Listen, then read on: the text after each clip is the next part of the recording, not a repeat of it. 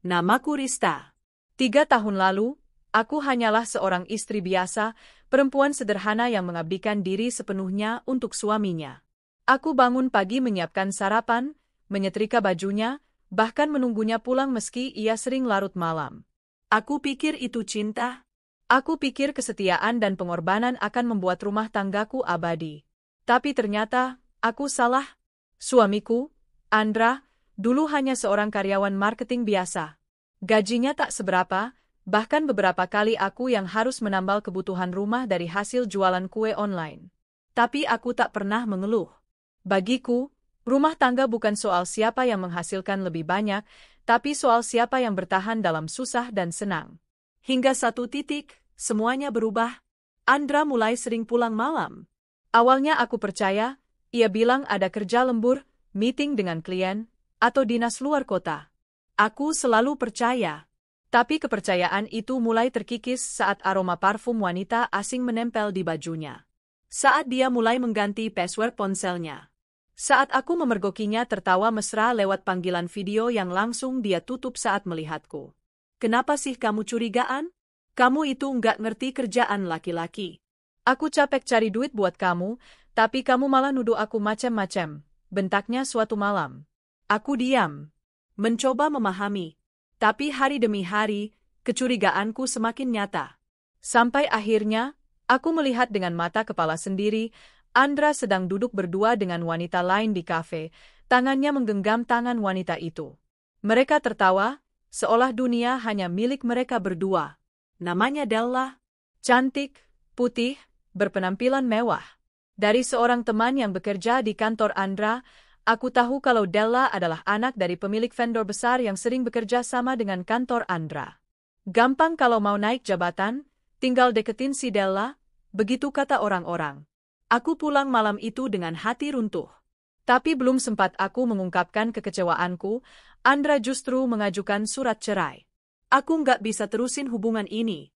Kita beda dunia, Riz. Kamu terlalu biasa. Aku butuh istri yang bisa menyesuaikan diri dengan duniaku sekarang, ucapnya datar.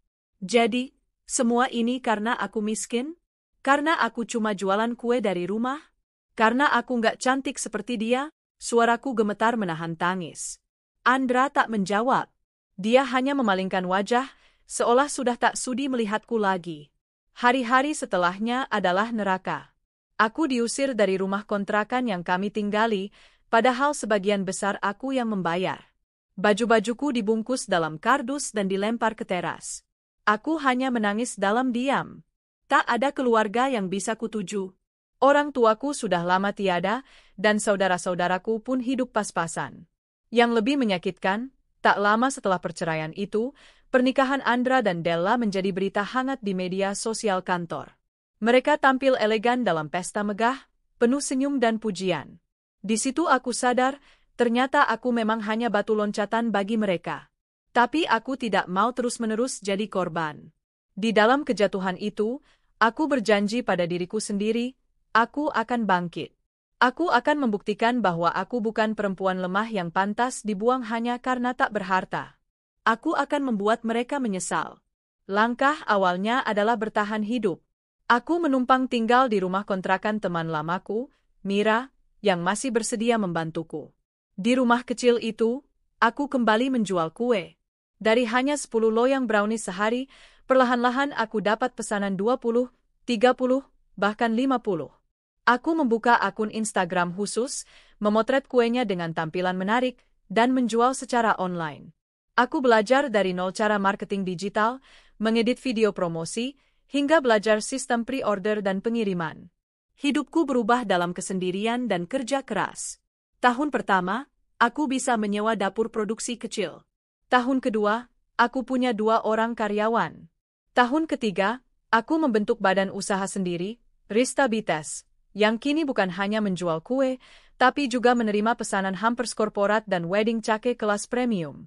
Saat pertama kali melihat omzetku menyentuh angka 200 juta per bulan, aku menangis, bukan karena uangnya, tapi karena aku sadar, aku mampu. Aku bukan perempuan rendahan seperti yang dikatakan Andra. Tapi aku tidak gila harta. Aku tidak memamerkan apapun di media sosial. Aku tetap sederhana, tetap fokus pada pekerjaan dan keberkahan hidup. Sampai satu hari, datang sebuah kejutan yang membuat masa laluku kembali berdiri di hadapanku. Sebuah surat undangan. Aku menerima undangan eksklusif bertuliskan. Dengan penuh kebahagiaan, kami mengundang Anda untuk menghadiri pesta ulang tahun pernikahan ketiga kami, Andra Della, pada hari Sabtu malam, di Ballroom Hotel Lavanya. Aku terdiam lama. Ternyata dunia ini kecil. Andra dan Della kini bekerja di bawah perusahaan yang baru saja kuakuisisi 2 bulan lalu, perusahaan vendor makanan dan logistik yang mengalami krisis dan kubeli sebagai bentuk ekspansi.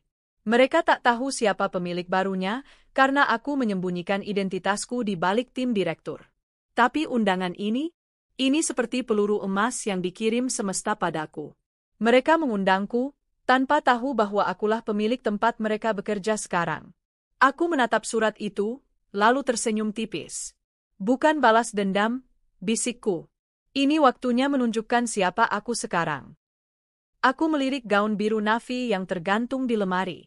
Gaun itu belum pernah kupakai, diberikan oleh desainer yang ingin berterima kasih karena kuenya viral setelah kupromosikan secara gratis. Gaun itu akan kupakai malam itu. Bukan untuk tampil mewah, tapi untuk menunjukkan bahwa aku, Rista, perempuan yang dulu kau hina dan kau buang, kini berdiri dengan kepala tegak. Bukan dengan kemewahan, tapi dengan harga diri. Dan malam itu akan jadi awal dari segalanya. Malam itu, aku berdiri di depan cermin besar, mematut diriku sendiri dengan tatapan tenang. Gaun navy biru tua yang membalut tubuhku tidak menjadikan penampilanku mencolok. Tidak ada kilauan berlebih, tidak pula perhiasan emas yang mencuri perhatian. Semuanya sederhana, namun elegan.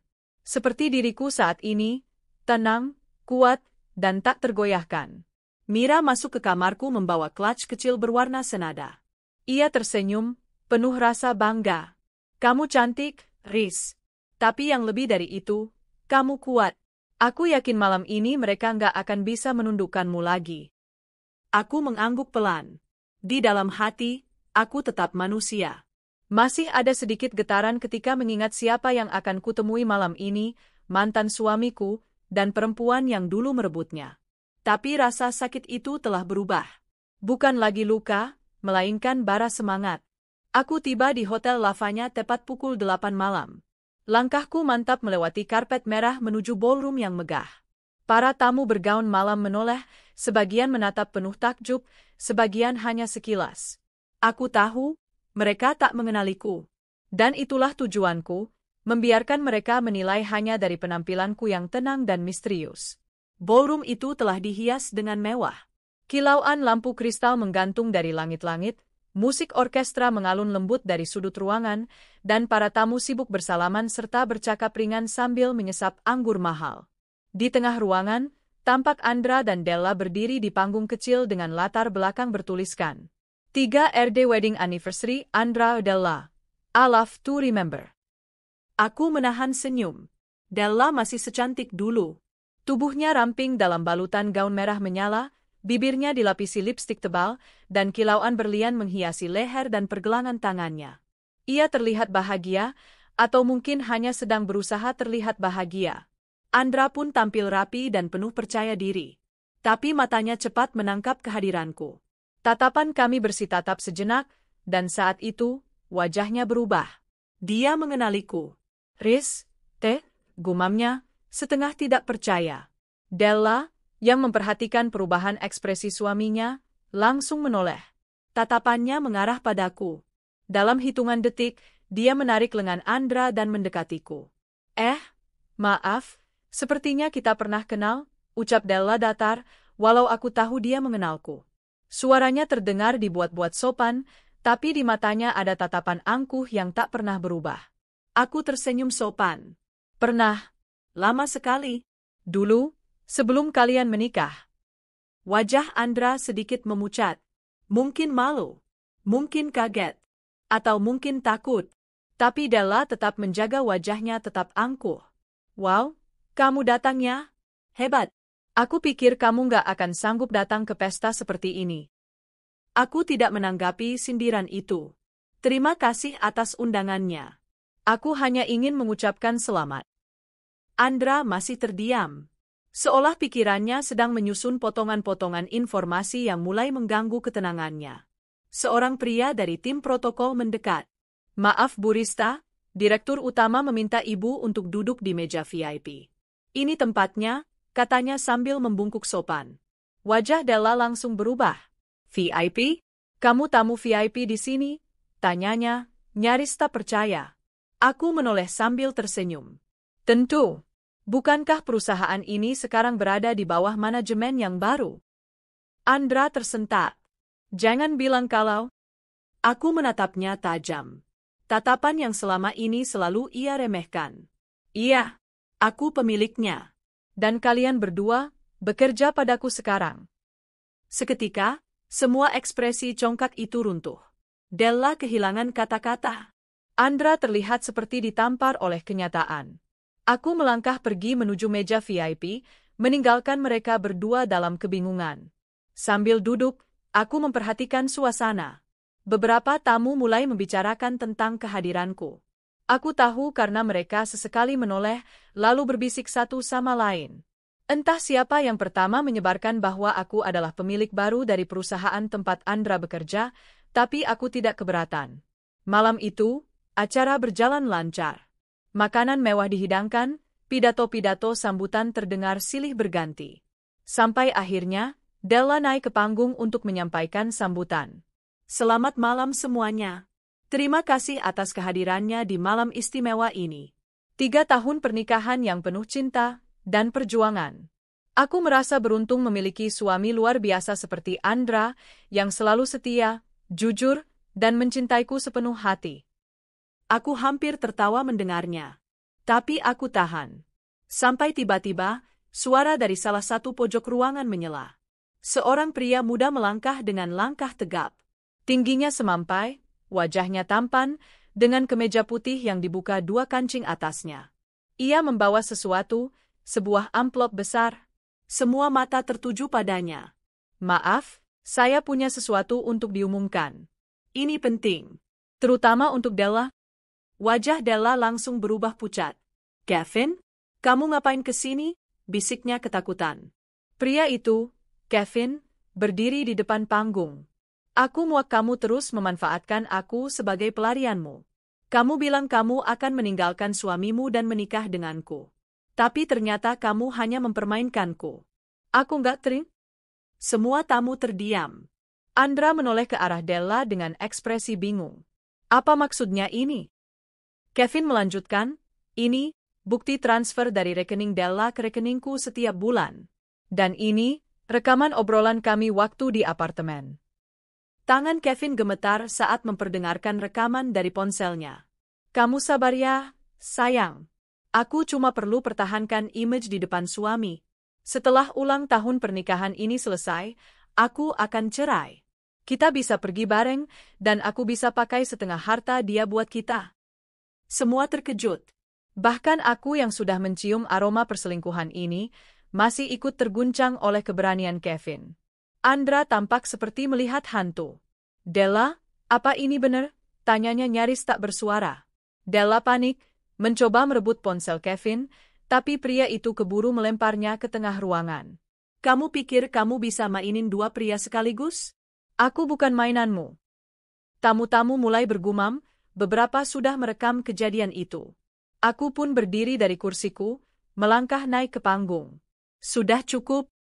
Suaraku terdengar jelas. Saya sebagai pemilik perusahaan ini, memutuskan untuk mengambil tindakan. Andra menatapku dengan mata berkaca-kaca. Riz, kumohon, ini semua salah Della. Aku mengangkat tangan. Tolong jangan bawa-bawa masa lalu. Tindakan tidak profesional, pengkhianatan, dan moral yang buruk tidak bisa ditoleransi di perusahaan kami. Terhitung mulai malam ini, Andra dan Della, kalian saya pecat. Gasps terdengar dari seluruh penjuru ruangan. Della langsung gemetar, sementara Andra menunduk, tak sanggup menatap siapapun. Aku menarik napas panjang. Dulu aku pernah dipermalukan karena miskin. Kalian buang aku seolah tak punya nilai. Tapi malam ini, aku ingin kalian tahu, harga diri tidak ditentukan dari harta, tapi dari integritas. Dan kalian tidak memilikinya. Aku turun dari panggung dengan kepala tegak, meninggalkan ballroom yang kini riuh dengan bisik-bisik dan kamera ponsel. Langkahku mantap menuju pintu keluar. Malam ini, aku menang. Malam itu berakhir dengan banyak desas-desus. Beberapa tamu langsung meninggalkan ballroom tanpa berpamitan, sebagian lagi sibuk menunduk menghindari kamera, sementara yang lain masih menatap layar ponsel mereka menyaksikan ulang rekaman momen memalukan yang barusan terjadi di panggung utama. Aku melangkah menuju mobil dengan kepala tegak, ditemani Mira yang langsung merangkul lenganku begitu aku keluar dari gedung hotel. Ya Tuhan, Rista, kamu benar-benar tampil luar biasa tadi, katanya, matanya nyaris berkaca-kaca karena bangga.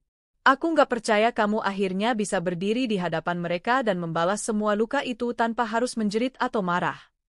Aku hanya tersenyum. Aku tidak pernah ingin membalas dendam dengan kekerasan, Mir. Aku hanya ingin mereka tahu bahwa aku yang mereka rendahkan dulu bisa berdiri lebih tinggi sekarang, tanpa harus merusak diri sendiri. Kami masuk ke dalam mobil, dan Mira segera menyalakan mesin. Namun sebelum mobil bergerak, ponselku bergetar. Sebuah pesan masuk dari nomor tak dikenal. Riz, kumohon izinkan aku bicara. Aku salah. Aku menyesal. Aku nggak tahu kalau Della seperti itu. Kumohon beri aku kesempatan menjelaskan semuanya. Anda? Aku menatap layar ponsel itu lama. Satu nama yang dulu membuat jantungku berdebar bahagia, kini hanya menimbulkan rasa hambar. Tidak ada getaran. Tidak ada luka. Hanya hampa. Apa kamu akan balas? Tanya Mira. Aku menggeleng. Tidak. Apa lagi yang harus dijelaskan? Dia sudah menunjukkan siapa dirinya sejak dulu. Keesokan paginya, berita mengenai pesta ulang tahun pernikahan Andra dan Della menjadi viral. Video Kevin saat membongkar perselingkuhan Della tersebar luas di media sosial. Beberapa media gosip bahkan mulai menelusuri latar belakang Della yang selama ini dikenal sebagai istri sempurna. Tapi yang lebih mengejutkan adalah banyaknya karyawan perusahaan yang menyampaikan dukungan padaku. Mereka merasa lega karena akhirnya dua atasan yang kerap menyalahgunakan jabatan mereka telah disingkirkan. Akhirnya Bu Rista membereskan itu semua. Selama ini Pak Andra dan Bu Della sering pakai uang kantor buat kepentingan pribadi. Baru sekarang perusahaan terasa punya pemimpin yang adil. Komentar-komentar itu membuatku semakin yakin bahwa langkahku sudah tepat. Aku tak hanya menegakkan harga diriku, tapi juga menjaga martabat perusahaan yang kubangun dengan kerja keras. Namun, beberapa hari kemudian, aku mendapat kabar tak terduga. Andra datang ke kantor. Bukan untuk bekerja, tentu saja. Dia telah resmi dipecat. Tapi dia berdiri di depan gedung utama, menungguku. Tubuhnya terlihat lebih kurus dari terakhir kali kulihat, rambutnya kusut, dan matanya merah seperti kurang tidur.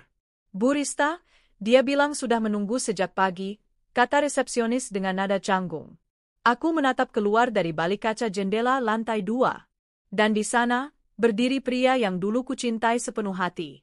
Sekarang hanya bayangan dari kejayaan masa lalunya. Mira menatapku. Mau aku suruh dia pergi? Aku terdiam sejenak. Tidak. Aku akan temui. Aku butuh menutup bab ini sepenuhnya. Aku turun dan berjalan menuju area lobi. Begitu melihatku, Andra langsung berdiri, menatapku penuh harap. Riz, terima kasih sudah mau menemuiku, katanya pelan. Aku tidak menjawab, hanya duduk di kursi tamu dengan tenang. Della, dia pergi. Setelah kejadian itu, dia kemas barang-barangnya dan menghilang. Semua rekening kosong. Bahkan mobil yang dia pakai ternyata atas nama Liasing. Aku kehilangan semuanya, Riz? Aku menatap matanya. Lalu kamu datang ke sini untuk minta maaf. Andra mengangguk cepat. Iya, aku sadar aku salah. Aku buta waktu itu. Aku tinggalkan kamu karena aku pikir Della bisa membawaku ke kehidupan yang lebih baik. Tapi ternyata semua itu palsu. Sementara kamu bertahan, kamu berjuang. Dan kamu berhasil. Aku melanjutkan ucapannya dengan tenang. Ia mengangguk, nyaris menangis. Kumohon, Riz. Bisakah kita mulai dari awal? Aku tertawa kecil. Bukan tawa bahagia, tapi getir. Andra, kamu pikir hidup bisa diulang seperti file komputer? Klik, hapus kesalahan, lalu kembali ke versi sebelumnya? Tidak, sayang. Hidup bukan seperti itu. Ia terdiam. Wajahnya muram. Aku bukan wanita yang kamu tinggalkan dulu, Andra. Aku telah berdiri dari tempat terendahku dan membangun hidupku kembali. Bukan karena ingin kamu lihat, tapi karena aku tahu, aku layak untuk bahagia.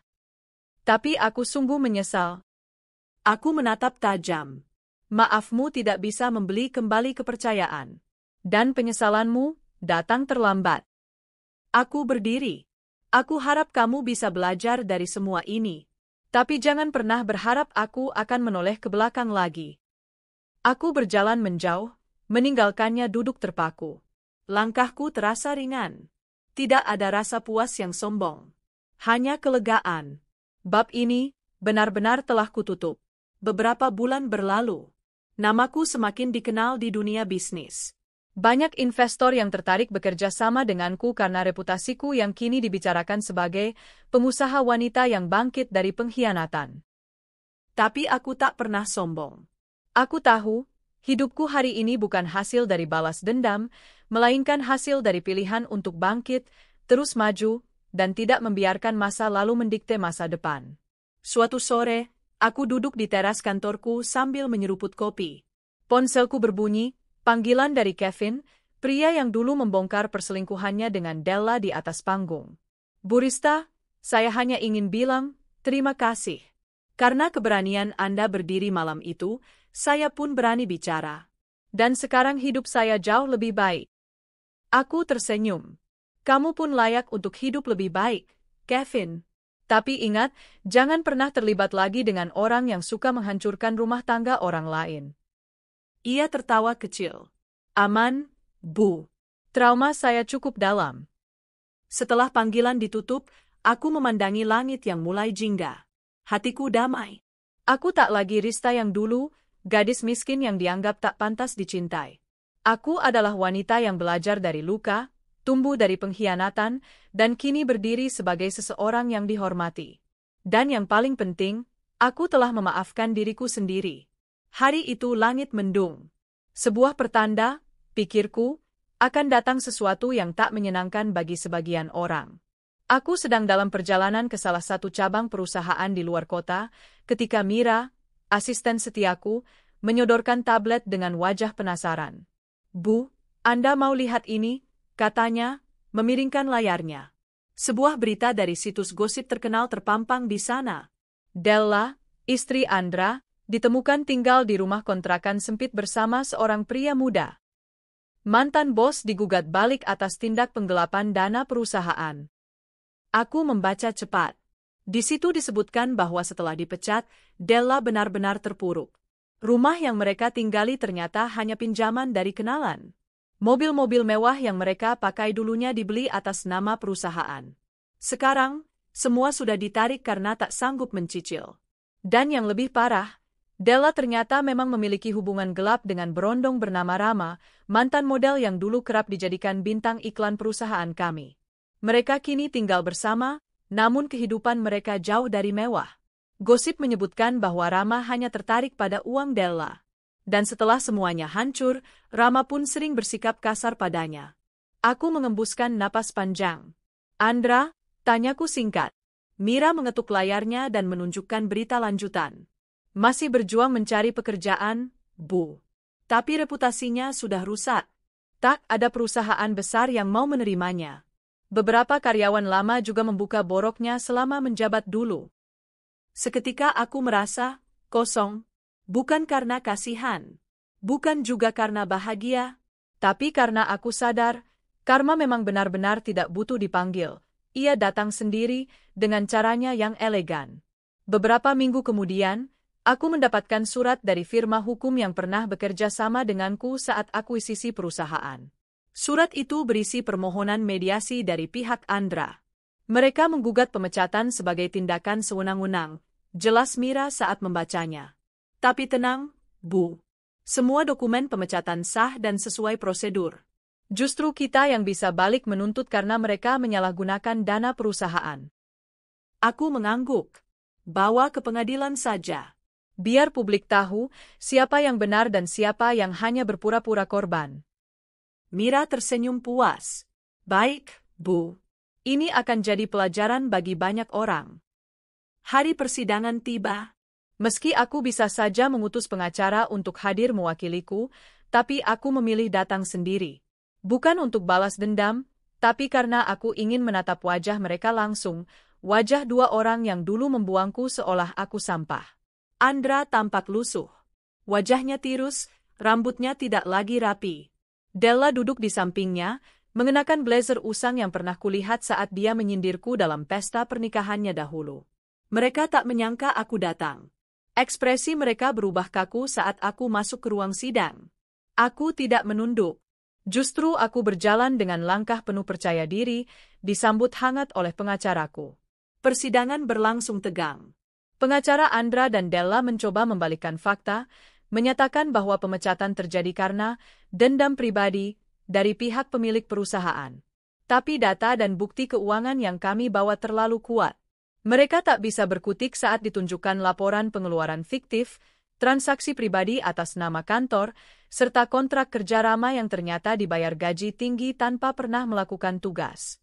Apakah benar saudara menyetujui pembayaran sebesar 90 juta rupiah per bulan kepada saudara Rama, tanpa menyebutkan peran jelas di dalam laporan kinerja? Tanya hakim. Andra dan Della saling pandang. Suara Della mulai meninggi. Itu urusan internal. Lagi pula, Rama banyak membantu promosi. Tapi tidak ada satupun bukti dokumentasi kerja. Bahkan tim pemasaran menyatakan tidak pernah bekerja sama dengannya dalam proyek apapun, potong pengacaraku dengan tegas. Wajah Della memucat. Andra mencoba membuka suara, namun malah tergagap. Saya hanya menandatangani, saya tidak tahu. Hakim mengetuk palu. Cukup. Fakta sidang sudah jelas. Pada akhirnya, gugatan mereka ditolak. Bahkan hakim menyarankan mereka membayar ganti rugi terhadap perusahaan. Jumlahnya cukup besar untuk membuat mereka bangkrut sepenuhnya. Beberapa hari setelah sidang, aku mendapat surat, tulis tangan, dari Andra. Isinya bukan lagi permintaan maaf atau pengakuan cinta. Kali ini hanya beberapa kalimat singkat. Riz, aku tahu semua sudah terlambat. Tapi aku hanya ingin kau tahu, aku menyesal bukan karena aku jatuh, tapi karena aku menginjak wanita yang dulu selalu menopangku. Selamat atas semua pencapaianmu. Aku harap hidupmu tenang, bahkan tanpa harus memaafkanku. Aku menutup surat itu. Dan untuk pertama kalinya, aku tersenyum, dengan damai. Tidak ada lagi beban. Tidak ada lagi luka. Aku telah sampai di titik ini bukan karena kebencian, tapi karena cinta pada diriku sendiri. Sore itu, aku duduk di balkon rumahku yang baru. Sebuah villa di pinggiran kota yang sejuk, hasil dari kerja kerasku bertahun-tahun. Bersamaku ada dua orang, Mira dan ayah angkatku, Pak Surya, pria tua yang dulu menolongku saat aku terpuruk pasca perceraian. Pak Surya menatapku sambil tersenyum bijak. Nak, kamu tahu, kadang Tuhan izinkan kita dipatahkan oleh orang yang paling kita cintai. Bukan supaya kita jadi dendam, tapi supaya kita tahu siapa diri kita sebenarnya. Aku menatapnya, menahan haru. Dan kamu, Rista, adalah anak yang luar biasa. Kamu berdiri dari puing-puing dan membangun istana. Mira menggenggam tanganku. Dan sekarang waktunya kamu hidup untuk dirimu sendiri. Bukan untuk membuktikan apapun ke siapapun. Aku menatap langit sore yang berwarna jingga. Senyap, tapi indah. Tak ada suara sorak-sorai. Tak ada pelukan kemenangan. Tapi dalam dadaku, ada suara kecil yang berkata, kamu cukup. Kamu berharga. Kamu menang. Hari-hari setelah persidangan berjalan tenang. Tak lagi ada kabar miring tentang Andra dan Della. Nama mereka perlahan tenggelam dalam hiruk-pikuk dunia maya, tergantikan oleh gosip-gosip baru yang lebih segar. Aku pun mulai menjalani hidup yang lebih santai, lebih ringan, meski tetap sibuk memimpin perusahaan. Namun ada satu hal yang selama ini tak berani kusentuh kembali, cinta. Setelah luka besar dari Andra, aku terlalu takut untuk membuka hati. Terlalu waspada. Aku selalu berpikir semua laki-laki sama saja. Manis di awal, tetapi penuh racun setelahnya. Aku bahkan pernah menolak seorang investor muda dari Eropa yang terang-terangan tertarik padaku saat acara gala dinner, hanya karena aku belum selesai mengobati trauma. Tapi hidup, seperti biasa, punya caranya sendiri untuk mempertemukan dua orang. Pagi itu, aku datang ke acara pembukaan galeri seni yang disponsori oleh anak perusahaanku. Aku datang bukan sebagai tamu kehormatan, tapi lebih karena ingin melihat langsung karya-karya seniman muda yang sedang berkembang. Ada satu pelukis yang karyanya sangat menonjol, Bu, ujar Mira saat kami memasuki galeri. Namanya Dio. Baru berusia 32 tahun. Lukisannya terjual habis bahkan sebelum acara dimulai. Aku mengangguk pelan. Dio? Seperti nama panggilan? Nama lengkapnya Dionatha Prasetya. Dulu sempat jadi desainer interior, tapi beralih ke seni lukis karena katanya ingin hidup dari jiwa, bukan dari pesanan. Aku tertawa kecil. Filosofis sekali. Lalu aku melihatnya. Di pojok galeri, berdiri seorang pria berambut ikal acak-acakan, mengenakan kemeja linen abu-abu yang digulung di bagian lengan. Dia sedang berbicara dengan pengunjung, membahas lukisannya yang menggambarkan seorang wanita berdiri di tengah badai, namun wajahnya menatap langit dengan senyum. Saya menamainya badai tak pernah abadi, katanya. Aku terpaku. Lukisan itu seperti mencerminkan hidupku. Warna-warna gelap di latar, guratan awan mendung, dan di tengahnya, sosok perempuan yang tetap tegar. Tanpa sadar, aku melangkah mendekat. Dio menoleh, dan mata kami bertemu. Seketika itu juga, rasanya seperti ada sesuatu yang runtuh, tapi dalam cara yang tenang. Bukan menghancurkan, melainkan membongkar tembok-tembok yang selama ini menahan perasaanku. Halo, sapanya ramah. Kamu suka lukisan ini? Aku mengangguk pelan. Seperti mencerminkan separuh hidupku. Dio tersenyum tipis. Kalau begitu, kamu pasti orang yang kuat. Kami berbincang cukup lama. Dio bukan pria yang suka banyak bicara, tapi setiap kata-katanya punya makna. Ia tak pernah menanyakan pekerjaanku, apalagi hartaku. Ia hanya tertarik pada apa yang kusuka, warna favoritku, makanan yang membuatku tenang, dan mimpi masa kecilku. Dan anehnya, aku nyaman. Beberapa minggu kemudian, kami semakin dekat. Dio sering mengajakku ke tempat-tempat sederhana, warung kopi pinggir jalan, pantai di pagi hari, atau taman kota sambil duduk di bangku panjang. Ia mengenalkanku pada hidup yang lambat, yang tak diukur dari target kerja atau pencapaian. Ia hanya ingin tahu siapa aku, bukan apa yang kumiliki. Satu malam, saat kami duduk di atas kap mobil sambil melihat bintang, Dio akhirnya membuka suara. Aku tahu kamu wanita hebat, katanya. Aku tahu kamu pemilik perusahaan yang namanya terus disebut di berita. Tapi aku juga tahu, kamu punya sisi sepi yang tak banyak orang lihat. Aku menoleh padanya, terdiam. Aku tidak ingin jadi pelindungmu, Riz. Aku hanya ingin jadi rumah. Tempat kamu bisa pulang tanpa harus pakai topeng. Malam itu, untuk pertama kalinya setelah sekian tahun, aku menangis. Bukan karena sakit, tapi karena merasa dilihat apa adanya. Mira, tentu saja, adalah orang pertama yang paling heboh saat aku menceritakan hubunganku dengan Dio. Ya ampun, Bu. Jadi selama ini diam-diam jalan sama seniman, ujarnya kegirangan. Dio itu sopan, cerdas, dan ganteng juga. Tapi yang paling penting, dia nggak silau sama kekayaan ibu. Aku tertawa. Itu yang justru bikin aku takut, Mir. Karena dia terlalu tulus. Aku takut menyakitinya, atau dia tak kuat menghadapi dunia tempatku berdiri. Mira menggenggam tanganku. Burista yang dulu mungkin berpikir semua laki-laki akan menyakiti. Tapi ibu yang sekarang tahu bahwa tidak semua cinta harus dimulai dari luka. Aku mengangguk. Dalam hati, aku tahu Mira benar. Satu hari, Dio datang ke kantorku. Ia membawakan bekal makan siang dan 2 botol jus mangga. Karyawan menyapanya dengan ramah, karena memang aku tak pernah menyembunyikan hubunganku dengannya. Namun saat ia memasuki ruanganku, ekspresinya sedikit berubah.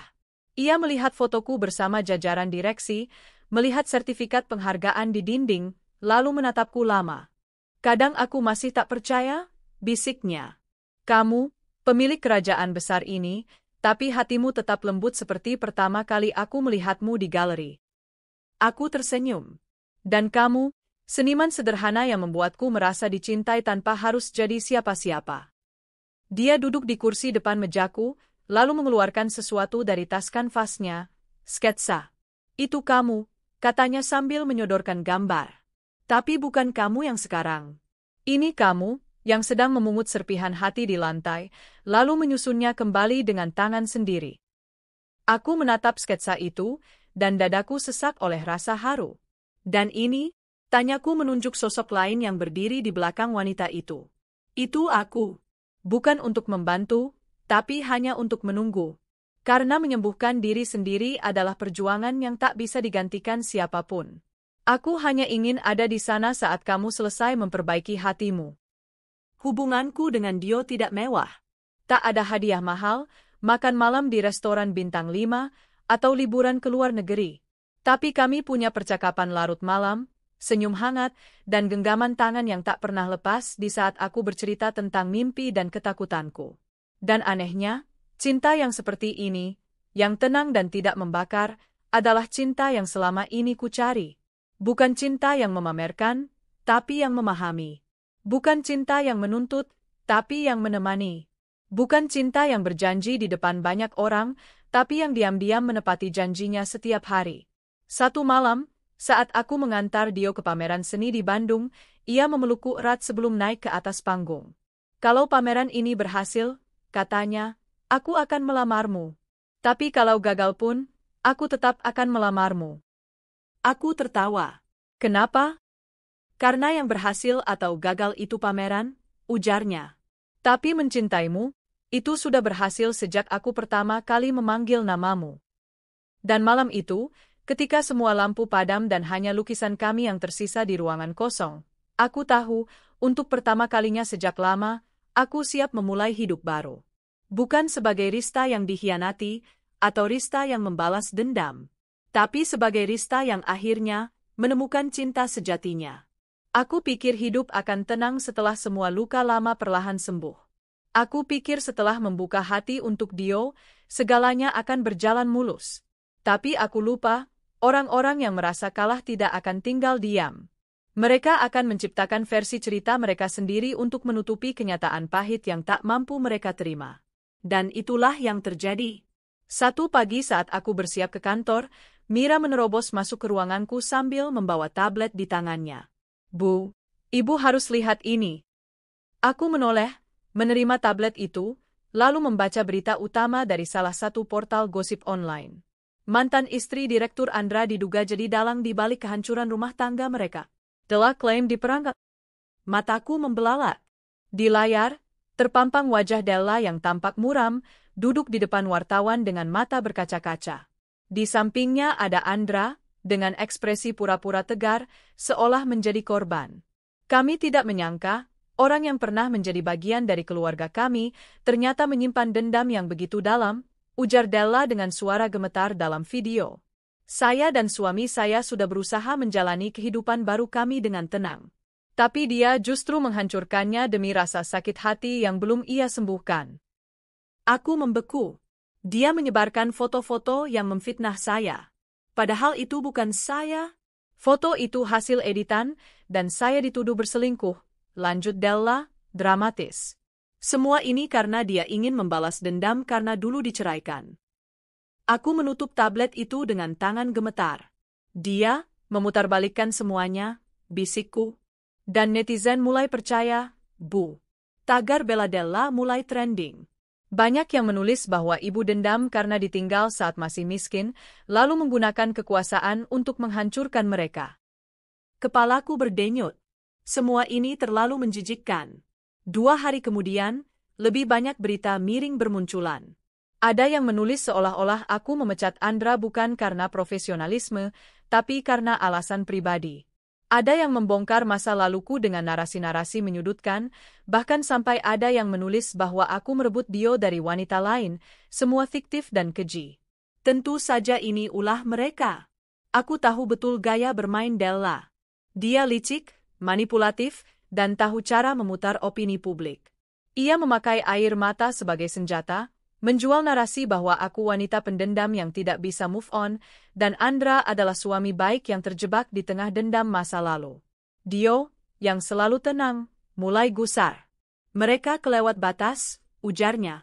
Kamu sudah melalui banyak hal. Sekarang mereka ingin menghancurkan reputasimu lagi. Aku menggeleng. Aku tidak bisa ikut bermain kotor, Dio. Tapi aku juga tidak bisa diam. Dio memandangku tajam. Kalau begitu, waktunya kamu bicara. Aku memutuskan untuk menggelar konferensi pers. Tidak untuk membela diri, tapi untuk meluruskan fakta. Aku membawa tim hukum dan tim PR terbaikku. Kami menyiapkan data, bukti, kronologi lengkap, bahkan saksi karyawan yang melihat langsung hubungan gelap Della dengan si berondong yang masih menjadi mahasiswa magang di perusahaan lama kami. Di hari konferensi pers itu, aku berdiri di hadapan puluhan wartawan. Wajahku tenang, suaraku bulat. Selama ini saya memilih diam. Bukan karena saya lemah, tetapi karena saya percaya kebenaran akan menemukan jalannya. Namun, ketika fitnah melukai integritas saya dan orang-orang terdekat saya, maka saya tidak akan tinggal diam. Aku memaparkan semuanya, dari bukti percakapan, foto-foto, hingga transaksi uang yang Della transfer secara rutin ke rekening pria bernama Danu, si selingkuhan berondongnya. Layar besar di belakangku menampilkan bukti-bukti itu. Semua orang terdiam. Saya tidak pernah berniat menghancurkan rumah tangga siapapun. Rumah tangga itu sudah hancur sejak dibangun di atas pengkhianatan, lanjutku.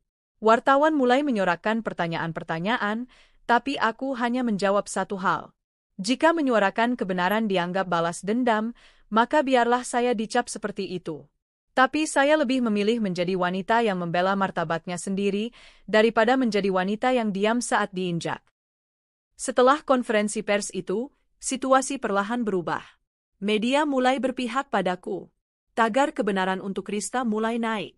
Beberapa rekan bisnis yang sempat ragu, kembali memberi dukungan. Bahkan beberapa influencer besar turut bersuara, menyebut bagaimana aku adalah korban dari manipulasi pasangan toksik yang kini mencoba meraih simpati publik. Namun aku tidak euforia. Karena aku tahu, ini belum selesai. Dan benar saja.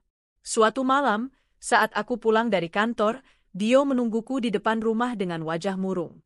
Ada yang kamu harus tahu, katanya. Dia menunjukkan isi pesan dari seseorang yang tak dikenal, ancaman. Kalau kamu tetap bersama Rista, kamu akan menyesal. Kami tahu siapa kamu sebenarnya. Kami tahu keluargamu. Hatiku mencelos. Mereka mengancam kamu.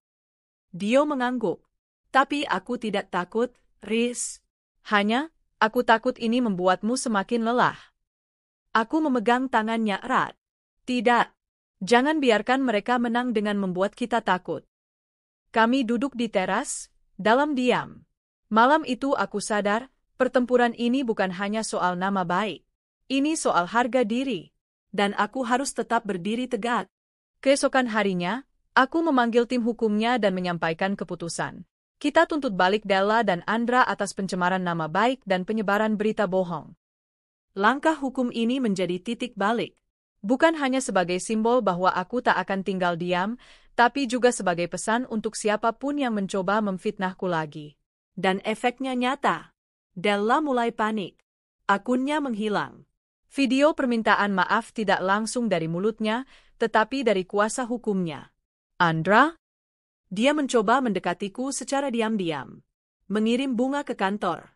Mengajak bertemu. Aku tertawa getir. Begitu mudahnya pria itu berganti peran. Dulu mencampakkanku demi wanita lain, lalu sekarang mencoba mendekat setelah dunia tak lagi memihak padanya. Aku tak akan mengulang kesalahan yang sama dua kali, kataku pada Mira saat mendengar kabar itu. Mira tersenyum puas. Akhirnya dia merasakan juga bagaimana rasanya dikhianati dan dijatuhkan. Minggu berikutnya, aku dan Dio memutuskan untuk pergi sejenak dari kota. Kami ke desa kecil di pinggir pantai, tempat Dio dulu pernah tinggal saat masa kuliah.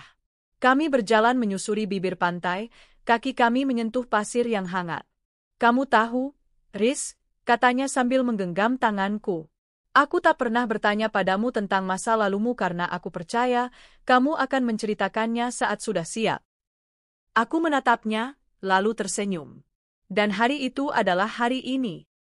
Aku bercerita semuanya, tentang betapa dulu aku hanya istri sederhana yang dicampakkan, tentang air mataku setiap malam, tentang mimpiku yang dipatahkan.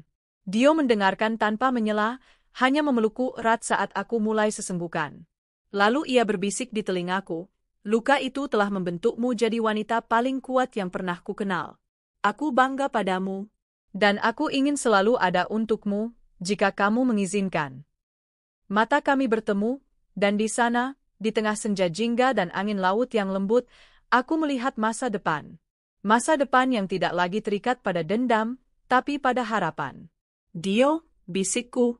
Aku izinkan. Hari itu akhirnya datang.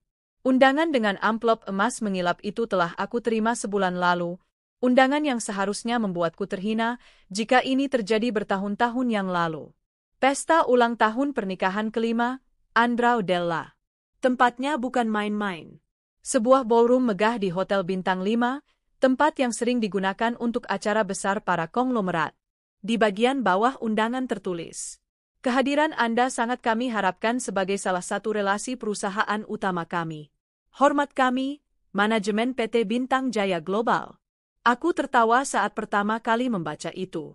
PT Bintang Jaya Global adalah anak perusahaan milikku sendiri, diakuisisi 80% sahamnya hanya 2 bulan setelah Andra resmi dipecat. Lucunya, mereka tidak menyadari bahwa aku adalah pemilik baru di balik layar. Nama perusahaan tempat Andra kini bekerja sebagai konsultan proyek, tak pernah mereka selidiki lebih dalam. Bagiku, ini panggung sempurna. Hari itu, aku memutuskan datang. Bukan dengan balutan gaun mewah yang berkilau berlebihan, tapi dengan setelan simpel, elegan, hitam bersiluet ramping, riasan ringan, dan sepatu hak perak. Aku tidak ingin tampil untuk mencolok, tapi untuk menegaskan siapa yang benar-benar punya kuasa. Dio menemaniku. Ia berdiri di sisiku mengenakan setelan abu-abu tua, tampak anggun dan dewasa. Ia bukan sekadar pasangan, tapi tiang tempat aku bersandar saat badai menghantam. "Siap?" tanyanya sebelum kami turun dari mobil. Aku mengangguk. Lebih dari siap. Ruangan itu penuh gemerlap. Lantai ballroom dilapisi karpet merah beludru. Lampu gantung kristal menghias langit-langit. Musik lembut mengalun, dan para tamu dengan pakaian glamor berseliweran dengan gelas sampanye di tangan. Aku tahu mereka tidak langsung mengenaliku. Aku memang jarang tampil di publik. Tapi saat panitia menyebut namaku di daftar tamu VVIP, beberapa kepala mulai menoleh. Wajah-wajah yang dulu memandangku dengan jijik, sekarang tertarik penuh rasa ingin tahu. Apalagi saat MC acara memanggilku dengan suara lantang. "Selamat datang kepada Ibu Rista Anindya, pemilik utama grup perusahaan Saka Group, induk dari Bintang Jaya Global." Semua menoleh, termasuk Andra. Dan tentu saja, Della. Wajah mereka seketika memucat. Andra tampak berdiri dari kursinya dengan canggung, matanya terpaku padaku seperti melihat hantu masa lalu. Della yang semula tertawa dengan para sosialita, langsung terdiam, memegangi gelasnya dengan tangan bergetar. Aku berjalan tenang, tersenyum sopan, menyapa beberapa pengusaha yang lebih dulu tahu identitasku. "Anda luar biasa, Bu Rista," bisik seorang pria tua, pemilik perusahaan properti. "Kami semua terkesan dengan cara Anda mengelola akuisisi Bintang Jaya." "Terima kasih, Pak," balasku santun. Andra menghampiriku. "Rista," ucapnya dengan suara lirih. Aku menoleh. Untuk pertama kalinya dalam hidupku, aku menatapnya bukan sebagai mantan suami, tapi sebagai orang asing. "Selamat atas pestanya," ucapku ringan. Dia membuka mulut, seperti ingin bicara banyak hal. Mungkin ingin minta maaf. Mungkin ingin membela diri. Tapi aku tak memberinya ruang. "Tenang, aku tidak datang untuk drama. Aku hanya memenuhi undangan formal." Della datang menyusul. "Kami tidak tahu kalau kamu sekarang." "Aku tahu," potongku cepat. "Kalian terlalu sibuk merayakan kebohongan hingga lupa siapa yang diam-diam mengendalikan panggung." Della tersenyum kaku. "Kau bisa saja datang tanpa membuat semuanya terasa seperti pamer." Aku tertawa kecil. "Pamer? Della, kalian yang membuat pesta megah ini, mengundang seluruh petinggi, dan menganggap semua tamu akan terkesima oleh pencitraan palsu kalian. Aku hanya hadir sebagai bagian dari manajemen perusahaan kalian. Kalian yang tidak sadar siapa pemiliknya. Aku menatap mereka satu persatu. Andra kini tertunduk. Della mencengkeram lengan suaminya kuat-kuat, mungkin takut aku mengumbar semuanya di depan umum. Tapi aku tidak sepicik itu. Panggungku bukan untuk balas dendam secara murahan. Panggungku adalah keanggunan yang membuat mereka sadar bahwa semua kehancuran yang mereka buat kini mengejar mereka kembali. Acara berlangsung dengan hambar bagi sebagian tamu. Banyak yang mulai bisik-bisik, membicarakan identitasku yang ternyata adalah pemilik grup perusahaan tempat pesta ini diselenggarakan. Dio menggenggam tanganku saat kami duduk menikmati makan malam. Kau menang telak hari ini, bisiknya. Aku tersenyum. Aku hanya menegakkan kebenaran yang selama ini diinjak-injak. Lalu sebuah hal tak terduga terjadi. Andra naik ke podium, tampak gugup. Saya ingin menyampaikan sesuatu. Sebagai rasa hormat saya terhadap relasi penting perusahaan ini, terutama kepada Ibu Rista Anindya. Semua mata kembali menoleh. Dulu saya pernah melakukan kesalahan besar. Saya meninggalkan seseorang yang seharusnya saya hargai. Saya memilih ego, kesenangan sesaat, dan mengabaikan seseorang yang membangun hidupnya dari nol. Dan hari ini, saya berdiri di sini, sadar bahwa saya tidak bisa menyembunyikan masa lalu yang memalukan. Ruangan hening. Aku menatapnya datar. Jika ada satu hal yang saya pelajari, adalah bahwa karma itu nyata. Saya menyesal telah menyia-nyiakan seseorang yang ternyata lebih berharga dari apapun yang pernah saya miliki. Tangannya bergetar. Della menatapnya tajam dari kursi. Dia tahu, pidato ini adalah pengakuan dosa yang membuka borok mereka sendiri. Aku berdiri perlahan. Cukup, Andra, kataku dengan tenang.